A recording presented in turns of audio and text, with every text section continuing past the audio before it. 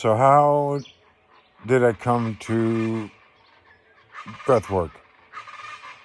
I call it breathing. And for me, it started with my first one.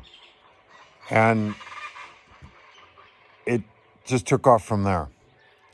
So when I was little, I remember breathing in the wind in the hills, the smells of the grass growing, and the wildflowers, and bacon in the morning, and coffee. And the aromas enhanced my breathing.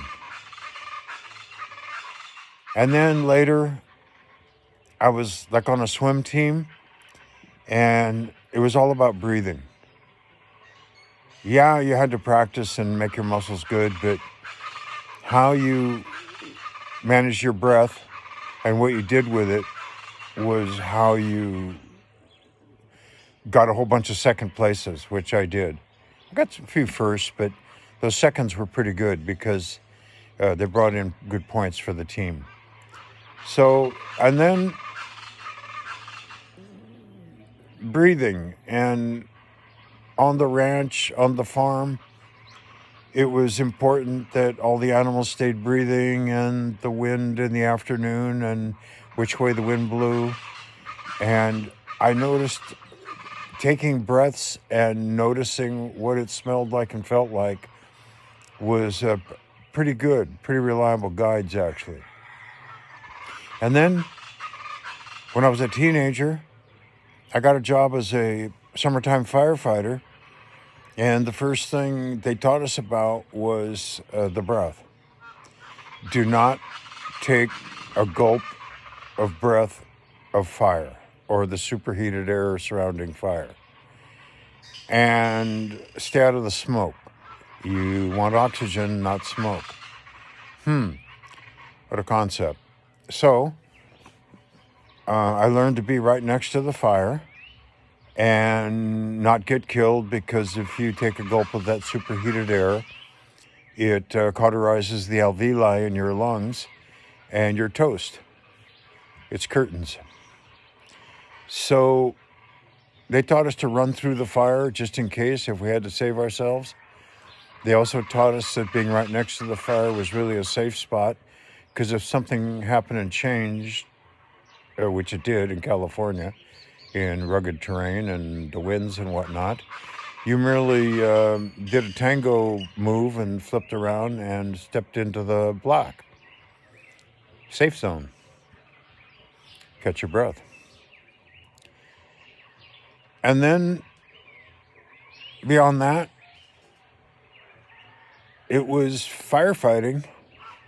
I was a California firefighter for many years and was out there on the front lines. And the first thing you learn is you got to keep breathing. And the term smoke eaters is a misnomer. The last thing we do is get in the smoke. We're always looking for good air. So it was interesting because you learn to breathe and kind of may sometimes hold your breath and then breathe some more. So I guess that was my earliest exercise of what's called breath work. I don't call it breath work, I call it breathing. So we're doing holotropic breathing, neurodynamic breathing, that's fine. But anything that's work or doing, that's not it. So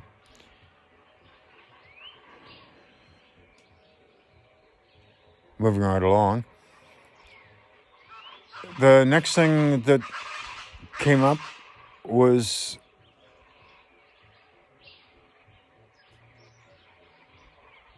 I woke up in a cabin in Montana and realized that I was fucked and that I had done fucked myself. So that led me to make 6 commitments to myself. And so I decided that I was going to stop smoking, stop drinking, do 12-step, get Rolfed, do yoga, and dance Argentine tango. So I would never recommend that people like make 6 commitments to themselves and then go do it. But that's what I did. And in the process, I ended up, due to the Rolfing brings up stuff, they recommended I have a counselor. So I ended up with this guy who was practicing Gestalt therapy. He was actually a psychiatrist. And he had been the house doctor at Esalen Institute and was there with Stan Grof and Christina in the earliest days when the whole thing was evolving. And of course, he got called in when things weren't going so well in the room. And so he had this great experience. However, when I was working with him, I was just processing, getting rid of the baggage and the twisted karma. And so my first 2 cathartic releases, which were an order of magnitude quite tectonic and seismic, I recall he kept me breathing because I was starting to hyperventilate. And in 2 hours or 2.5 hours, 2 different sessions, I came unglued. Everything came out of every orifice. I probably invented a couple orifices in that process. But the thing was that he was guiding me to keep breathing and keep my breath. I was definitely in an altered state. Well, moving right along, I end up not drinking and smoking for a long time, and then I cured myself. So then I got a job and was offered an offer I couldn't refuse to become a winemaker. So anyway, made a bunch of wine and champagne. Actually drank less than I had prior to actually doing that. I'd been in the wine business before and made wine, but anyway, the fermentation of wine is breathing because it's a bunch of yeast taking in oxygen and spitting out CO2, and they convert water into wine. So that was cool. And then one day the dream job wasn't the dream job anymore, and I resigned without a plan. And the next day, a firefighting veteran asked me if I wanted to join him to help give some Zen Buddhists a fire crew refresher training out at a monastery in the middle of the wilderness. And the short of it is I went out there to help out, and the monks there said, "Well, Joe, you quit your job. What are you going to do next?" I said, "I don't have any idea." Why don't you come to Tassajara? Come to Tassajara. It was April, spring. The birds were singing. The creek was babbling. The squirrels were running all over the place. The blue jays. And anyway, I ended up in a Zen Buddhist monastery as a student. And 5 years later, I ended up, then it was time to go. And the next thing that happened was, after learning to sit still and realize that whatever came up, whatever was in front of me, my Dharma teacher there, after I'd spill the beans in a meeting with her and say this, that, and the other thing, she would look at me. "I understand that you're having a strong reaction or a strong response." And pause, and she would look at me. "Can you work with it?" Oh, I see. So moving right along, breathing,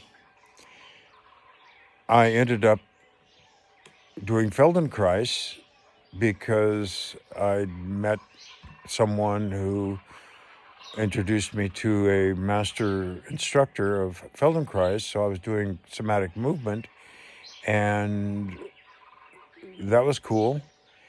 And that's about breathing. And so I got into the breath and then came to Mexico, did a bunch of plant medicine experimentation, and found that breathing was really where it was at. And the next thing I know, somebody sent me a link, and I ended up in neurodynamic breathwork facilitator training.